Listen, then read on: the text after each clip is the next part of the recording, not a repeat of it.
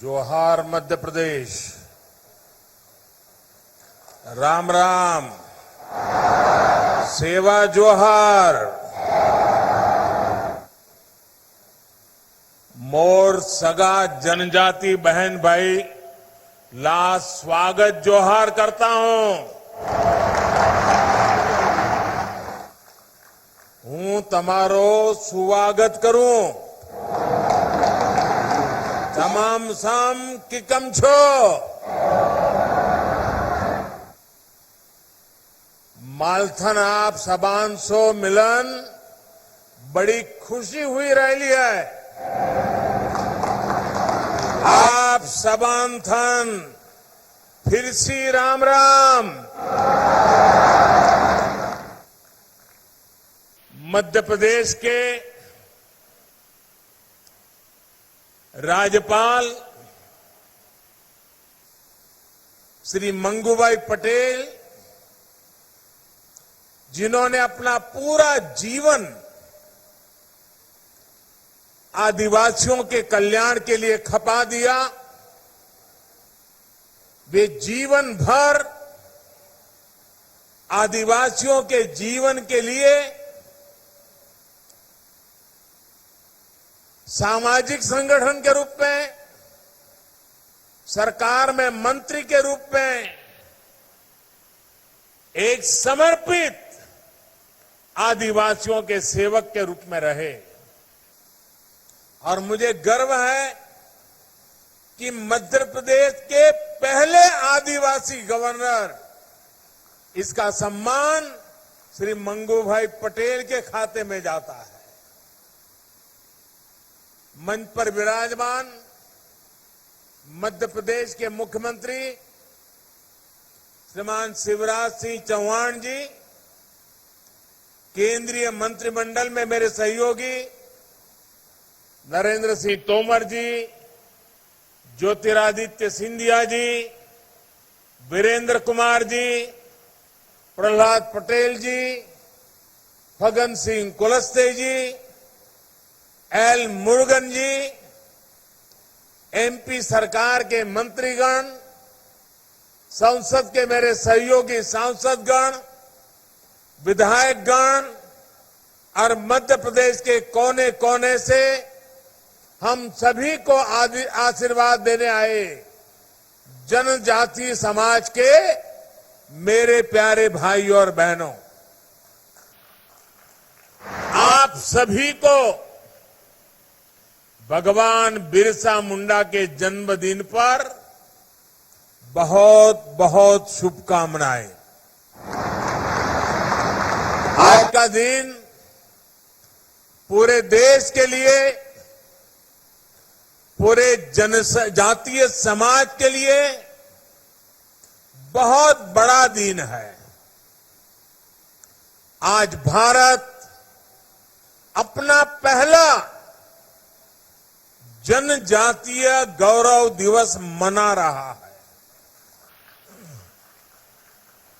आजादी के बाद देश में पहली बार इतने बड़े पैमाने पर पूरे देश के जनजातीय समाज की कला, संस्कृति, स्वतंत्रता आंदोलन और राष्ट्र निर्माण में उनके योगदान को गौरव के साथ याद किया जा रहा है, उन्हें सम्मान दिया जा रहा है।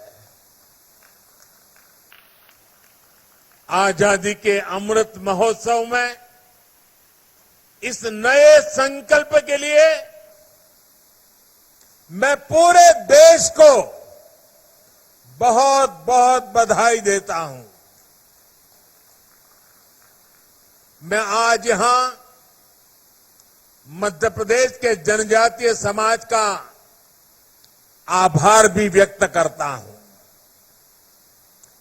बीते अनेक वर्षों में निरंतर हमें आपका स्नेह, आपका विश्वास मिला है।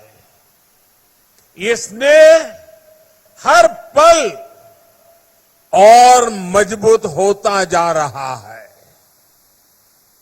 आपका यही प्यार हमें आपकी सेवा के लिए दिन रात एक करने के लिए प्रेरणा देता है, ऊर्जा देता है।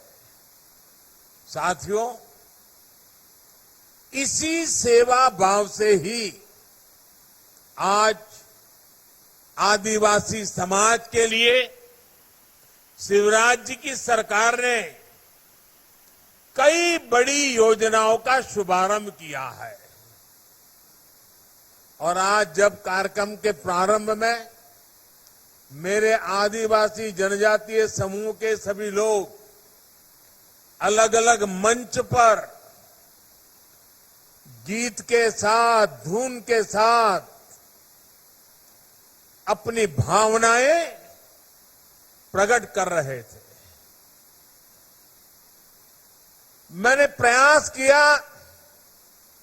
उन गीतों को समझने के लिए, क्योंकि मेरा यह अनुभव रहा है कि जीवन का एक महत्वपूर्ण कालखंड मैंने आदिवासियों के बीच में बिताया है और मैंने देखा है कि उनकी हर बात में कोई न कोई तत्व ज्ञान होता है।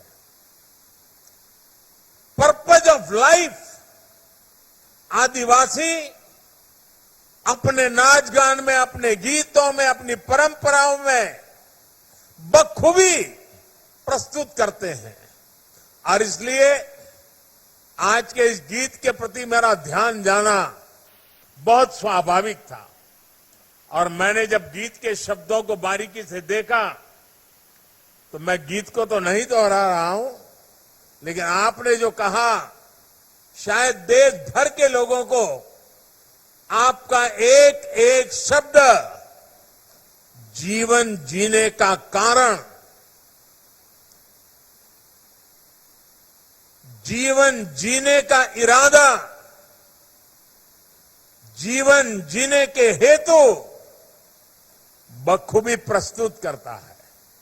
आपने अपने नृत्य के द्वारा, अपने गीत के द्वारा आज प्रस्तुत किया, शरीर 4 दिनों का है, अंत में मिट्टी में मिल जाएगा। खाना पीना खूब किया, भगवान का नाम भुलाया। देखिए ये आदिवासी हमें क्या कह रहे हैं जी। सचमुच में वे शिक्षित है कि हमें अभी सीखना बाकी है। आगे कहते हैं, मौज मस्ती में उम्र बिता दी, जीवन सफल नहीं किया। अपने जीवन में लड़ाई झगड़ा खूब किया, घर में उत्पाद भी खूब किया। जब अंत समय आया तो मन में पछताना व्यर्थ है। धरती, खेत, खलियान किसी के नहीं है। देखिए आदिवासी मुझे क्या समझा रहा है। धरती, खेत, खलिहान किसी के नहीं है। अपने मन में गुमान करना व्यर्थ है। ये धन दौलत कोई काम के नहीं है, इसे यहीं छोड़ के जाना है। आप देखिए इस संगीत में, इस नृत्य में जो शब्द कहे गए हैं वो जीवन का उत्तम तत्व ज्ञान जंगलों में जिंदगी गुजारने वाले मेरे आदिवासी भाई बहनों ने आत्मसात किया है। इससे बड़ी किसी देश की ताकत क्या हो सकती है? इससे बड़ी किसी देश की विरासत क्या हो सकती है? इससे बड़ी देश की पूंजी क्या हो सकती है? साथियों, इसी सेवा भाव से ही आज आदिवासी समाज के लिए शिवराज जी की सरकार ने कई बड़ी योजनाओं का शुभारंभ किया है। राशन आपके ग्राम योजना हो या फिर Madhya Pradesh sickle cell mission हो, ये दोनों कार्यक्रम आदिवासी समाज में स्वास्थ्य और पोषण को बेहतर बनाने में अहम भूमिका निभाएंगे। मुझे इसका भी संतोष है कि प्रधानमंत्री गरीब कल्याण अन्न योजना के तहत मुफ्त राशन मिलने से कोरोना काल में गरीब आदिवासी परिवारों को इतनी बड़ी मदद मिली। अब जब गांव में आपके घर के पास सस्ता राशन पहुंचेगा तो आपका समय भी बचेगा और अतिरिक्त खर्च से भी मुक्ति मिलेगी।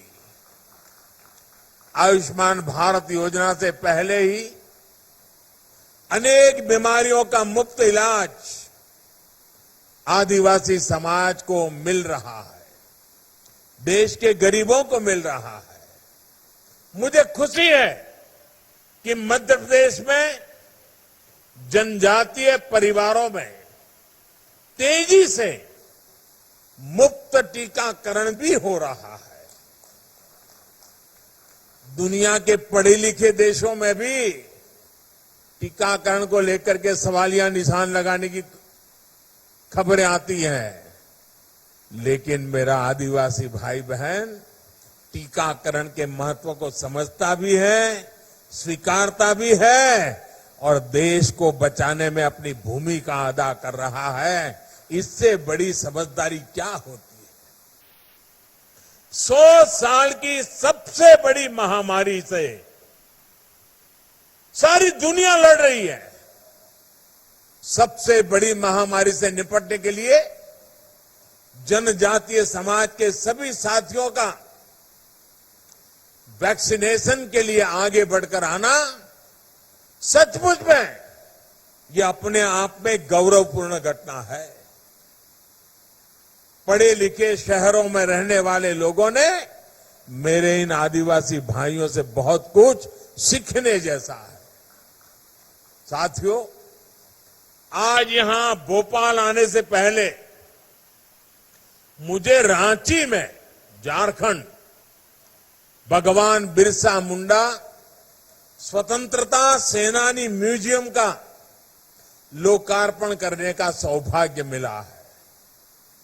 आजादी की लड़ाई में जनजातीय नायक नायिकाओं की वीर गाथाओं को देश के सामने लाना, उसे नई पीढ़ी से परिचित कराना हमारा कर्तव्य है। गुलामी के कालखंड में विदेशी शासन के खिलाफ खासी गारो आंदोलन, मिजो आंदोलन, कोल आंदोलन समेत कई संग्राम हुए। गौंड महारानी वीर दुर्गावती का शौर्य हो या फिर रानी कमलापति का बलिदान, देश इन्हें भूल नहीं सकता।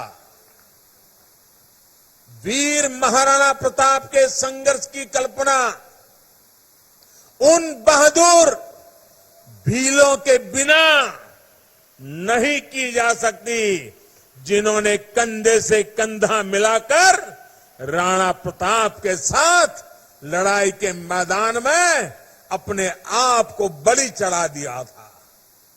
हम सभी इनके ऋणी हैं। हम सभी इस ऋण को कभी चुका नहीं सकते, लेकिन अपनी इस विरासत को संजोकर उसे उचित स्थान देकर अपना दायित्व जरूर निभा सकते हैं। भाई और बहनों, आज जब मैं आपसे अपनी विरासत को संजोने की बात कर रहा हूं तो देश के प्रख्यात इतिहासकार शिव शाहीर बाबा साहब पुरंदरे जी को भी याद करूंगा।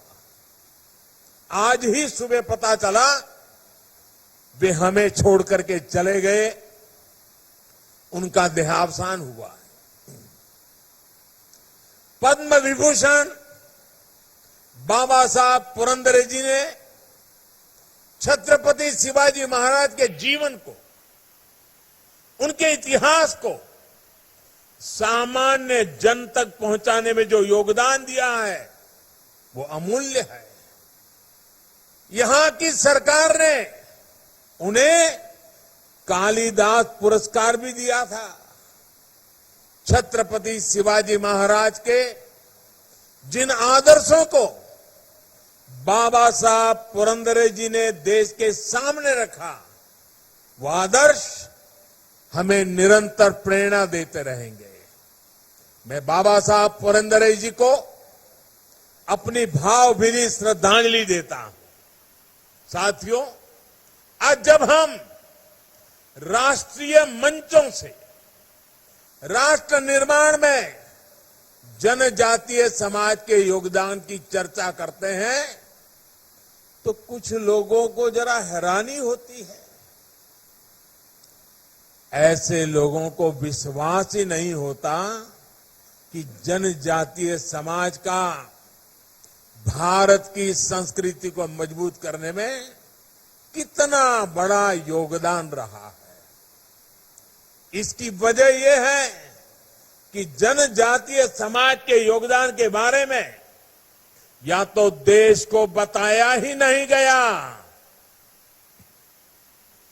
अंधेरे में रखने की भरपूर कोशिश की गई, और अगर बताया भी गया तो बहुत ही सीमित दायरे में जानकारी दी गई। ऐसा इसलिए हुआ क्योंकि आजादी के बाद दशकों तक जिन्होंने देश में सरकार चलाई, उन्होंने अपनी स्वार्थ भरी राजनीति को ही प्राथमिकता दी।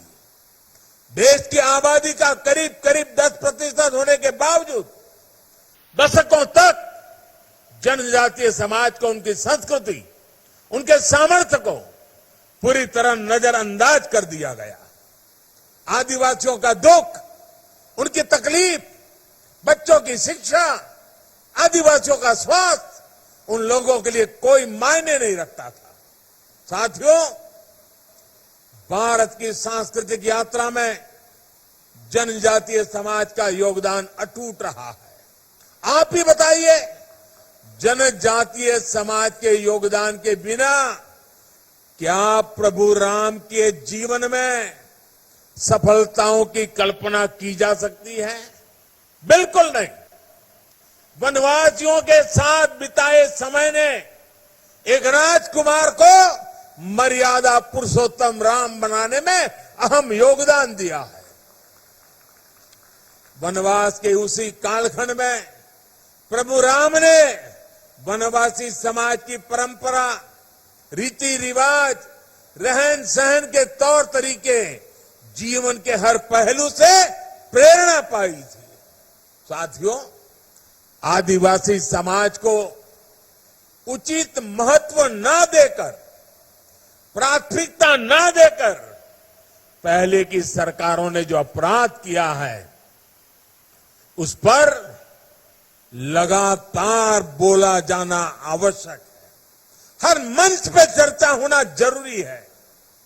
जब दशकों पहले मैंने गुजरात में अपने सार्वजनिक जीवन की शुरुआत की थी, तभी से मैं देखता आया हूं कि कैसे देश में कुछ राजनीतिक दलों ने सुख सुविधा और विकास के हर संसाधन से आदिवासी समाज को वंचित रखा। अभाव बनाए रखते हुए चुनाव के दौरान उन्हीं अभावों की पूर्ति के नाम पर बार बार वोट मांगे गए, सत्ता पाई गई, लेकिन जनजातीय समुदाय के लिए जो करना चाहिए था, जितना करना चाहिए था और जब करना चाहिए था, ये कम पड़ गए, नहीं कर पाए, असहाय छोड़ दिया समाज को। गुजरात का मुख्यमंत्री बनने के बाद मैंने वहां पर जनजातीय समाज में स्थितियों को बदलने के लिए बहुत सारे अभियान शुरू किए थे। जब देश ने मुझे 2014 में आप सब देशवासियों की सेवा का मौका दिया, तो मैंने जनजातीय समुदाय के हितों को अपनी सर्वोच्च प्राथमिकता में रखा। भाई और बहनों, आज सही मायने में आदिवासी समाज के हर साथी को देश के विकास में उचित हिस्सेदारी और भागीदारी दी जा रही है। और चाहे गरीबों के घर हो, शौचालय हो, मुफ्त बिजली और गैस कनेक्शन हो, स्कूल हो, सड़क हो, मुफ्त इलाज हो, ये सब कुछ जिस गति से देश के बाकी हिस्से से हो रहा है, उसी गति से आदिवासी क्षेत्रों में भी हो रहा है। बाकी देश के किसानों के बैंक खाते में अगर हजारों करोड़ रुपए सीधे पहुंच रहे हैं, तो आदिवासी क्षेत्रों के किसानों को भी उसी समय मिल रहे हैं। आज अगर देश के करोड़ों करोड़ परिवारों को शुद्ध पीने का पानी पाइप से घर घर पहुंचाया जा रहा है, तो ये उसी इच्छा शक्ति के साथ उतनी ही स्पीड से आदिवासी परिवारों तक भी पहुंचाने का काम तेज गति से चल रहा है। वरना इतने वर्षों तक जनजातीय क्षेत्रों की बहन बेटियों को पानी के लिए कितना परेशान होना पड़ता था, मुझसे ज्यादा आप लोग इसको भली भांति जानते हैं। मुझे खुशी है कि जल जीवन मिशन के तहत मध्य प्रदेश के ग्रामीण इलाकों में 30 लाख परिवारों को अब नल से जल मिलना शुरू हो गया है।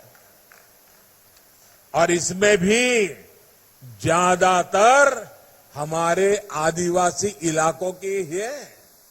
साथियों, जनजातीय विकास के बारे में बात करते हुए एक बात और कही जाती थी।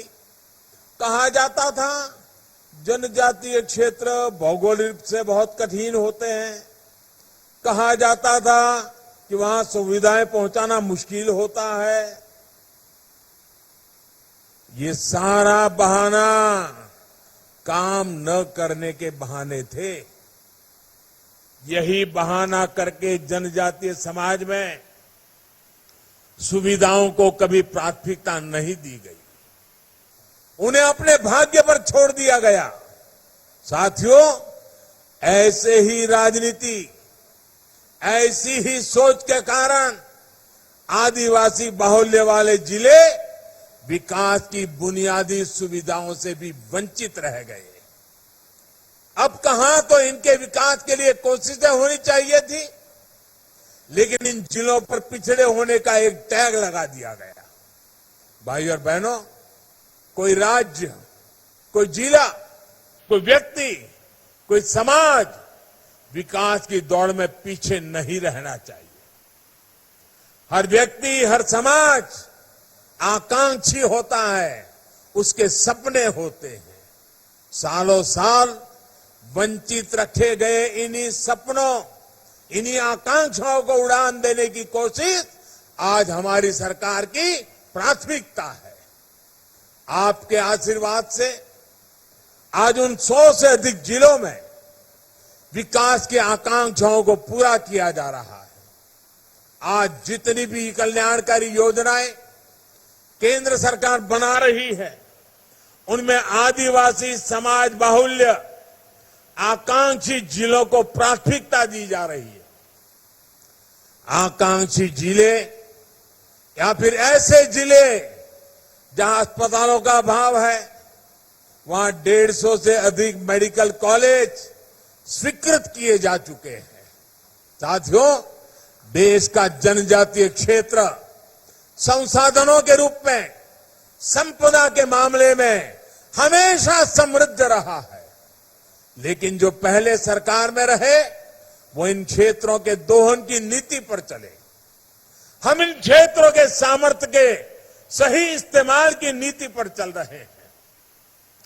आज जिस जिले में जो भी प्राकृतिक संपदा राष्ट्र के विकास के लिए निकलती है, उसका एक हिस्सा उसी जिले के विकास में लगाया जा रहा है। डिस्ट्रिक्ट मिनरल फंड के तहत राज्यों को करीब करीब 50,000 करोड़ रुपए मिले हैं जो उसी क्षेत्र के लिए खर्च करने हैं। आज आपकी संपदा आपके ही काम आ रही है, आपके बच्चों के काम आ रही है। अब तो खनन से जुड़ी नीतियों में भी हमने ऐसे बदलाव किए हैं जिससे जनजातीय क्षेत्रों में ही रोजगार की व्यापक संभावनाएं बने। भाई और बहनों, आजादी का ये अमृत काल आत्मनिर्भर भारत के निर्माण का काल है। भारत की आत्मनिर्भरता जनजातीय भागीदारी के बिना संभव नहीं है। आपने देखा होगा अभी हाल में पद्म पुरस्कार दिए गए हैं। जनजातीय समाज से आने वाले साथी जब राष्ट्रपति भवन पहुंचे, पैर में जूते भी नहीं थे। सारी दुनिया देख करके दंग रह गई, हैरान रह गई। आदिवासी और ग्रामीण समाज में काम करने वाले ये देश के असली हीरो है, असली हीरो है। यही तो हमारे डायमंड है, यही तो हमारे हीरे हैं। भाई और बहनों, जनजातीय समाज में प्रतिभा की कमी कभी कोई कमी नहीं रही है। लेकिन दुर्भाग्य से पहले की सरकारों में आदिवासी समाज को अवसर देने के लिए जो जरूरी राजनीतिक इच्छा शक्ति चाहिए ना, कुछ नहीं था, बहुत कम थी। सृजन आदिवासी परंपरा का हिस्सा है। मैं अभी आने से पहले सभी आदिवासी समाज की बहनों के द्वारा जो निर्माण कार्य हुआ है वो देख करके मैं सचमुच में बड़े मन को आनंद होता था। इनकी उंगलियों में, इनके पास क्या ताकत है। सृजन आदिवासी परंपरा का हिस्सा है, लेकिन आदिवासी सृजन को बाजार से नहीं जोड़ा गया।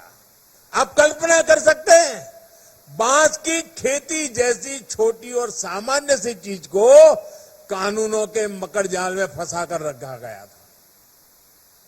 क्या हमारे जनजातीय भाइयों बहनों के ये हक नहीं था कि वो बांस की खेती कर करके बेच करके उससे पैसा कमा सके? हमने वन कानूनों में बदलाव कर इस सोच को ही बदल दिया। साथियों, दशकों से जिस समाज को उसकी छोटी छोटी आवश्यकताओं की पूर्ति के लिए लंबा इंतजार करवाया गया, उसकी उपेक्षा की गई। अब उसको आत्मनिर्भर बनाने के लिए निरंतर प्रयास किया जा रहा है। लकड़ी और पत्थर की कलाकारी तो आदिवासी समाज सदियों से कर रहा है, लेकिन अब उनके बनाए उत्पादों को नया मार्केट उपलब्ध कराया जा रहा है। ट्राइफेड पोर्टल के माध्यम से जनजातीय कलाकारों के उत्पाद देश और दुनिया के बाजारों में ऑनलाइन भी बिक रहे हैं। जिस मोटे अनाज को कभी दोयम नजर से देखा जाता था, वो भी आज भारत का ब्रांड बन रहा है। साथियों, वन धन योजना हो, वनोपज को एमएसपी के दायरे में लाना हो या बहनों की संगठन शक्ति को नई ऊर्जा देना, ये जनजातीय क्षेत्रों में अभूतपूर्व अवसर पैदा कर रहे हैं। पहले की सरकारें सिर्फ 8-10 वन उपजों पर एमएसपी दिया करती थी। आज हमारी सरकार करीब करीब 90 वन उपजों पर एमएसपी दे रही है। कहां 9-10 और कहां 90। हमने 2500 से अधिक वन धन विकास केंद्रों को 37,000 से अधिक वन धन सेल्फ हेल्प ग्रुपों से जोड़ा गया है। इनसे आज लगभग 7.5 लाख साथी जुड़े हैं। उनको रोजगार और स्वरोजगार मिल रहा है। हमारी सरकार ने जंगल की जमीन को लेकर भी पूरी संवेदनशीलता के साथ कदम उठाए हैं। राज्यों में लगभग 20 लाख जमीन के पट्टे देकर हमने लाखों जनजातीय साथियों की बहुत बड़ी चिंता दूर की है। भाइयों और बहनों, हमारी सरकार आदिवासी युवाओं की शिक्षा और कौशल पर विशेष बल दे रही है। एकलव्य मॉडल रेजिडेंशियल स्कूल आज जातीय क्षेत्रों में शिक्षा की नई ज्योति जागृत कर रही है। आज मुझे यहां 50 एकलव्य मॉडल रेजिडेंशियल स्कूलों के शिलान्यास का अवसर मिला है। हमारा लक्ष्य देश भर में ऐसे लगभग 750 स्कूल खोलने का है। इनमें से अनेकों एकलव्य स्कूल ऑलरेडी शुरू हो चुके हैं। 7 साल पहले हर छात्र पर सरकार लगभग 40,000 रुपए खर्च करती थी। वो आज बढ़कर 1 लाख रुपए से अधिक हो चुका है। इससे जनजातीय छात्र छात्राओं को और अधिक सुविधा मिल रही है। केंद्र सरकार हर साल लगभग 30 लाख जनजातीय युवाओं को स्कॉलरशिप भी दे रही है। जनजातीय युवाओं को उच्च शिक्षा और रिसर्च से जोड़ने के लिए भी अभूतपूर्व काम किया जा रहा है। आजादी के बाद जहां सिर्फ 18 ट्राइबल रिसर्च इंस्टीट्यूट बने, वहीं सिर्फ 7 साल में 9 नए संस्थान स्थापित किए जा चुके हैं। साथियों, जनजातीय समाज के बच्चों को एक बहुत बड़ी दिक्कत पढ़ाई के समय भाषा की भी होती थी। अब नई राष्ट्रीय शिक्षा नीति में स्थानीय भाषा में पढ़ाई पर बहुत जोर दिया गया है। इसका भी लाभ हमारे जनजातीय समाज के बच्चों को मिलना तय है। भाइयों और बहनों, जनजातीय समाज का प्रयास, सबका प्रयास, यही आजादी के अमृत काल में बुलंद भारत के निर्माण की ऊर्जा है। जनजातीय समाज के आत्मसम्मान के लिए, आत्मविश्वास के लिए, अधिकार के लिए हम दिन रात मेहनत करेंगे। आज जनजातीय गौरव दिवस पर हम इस संकल्प को फिर दोहरा रहे हैं और ये जनजातीय गौरव दिवस जैसे हम गांधी जयंती मनाते हैं, जैसे हम सरदार पटेल की जयंती मनाते हैं, जैसे हम बाबा साहब अम्बेडकर की जयंती मनाते हैं, वैसे ही भगवान बिरसा मुंडा की 15 नवंबर की जयंती हर वर्ष जनजातीय गौरव दिवस के रूप में पूरे देश में मनाई जाएगी। एक बार फिर आप सभी को बहुत बहुत शुभकामनाएं। मेरे साथ दोनों हाथ ऊपर करके पूरी ताकत से बोलिए, भारत माता की, भारत माता की, भारत माता की, भारत माता की बहुत बहुत धन्यवाद।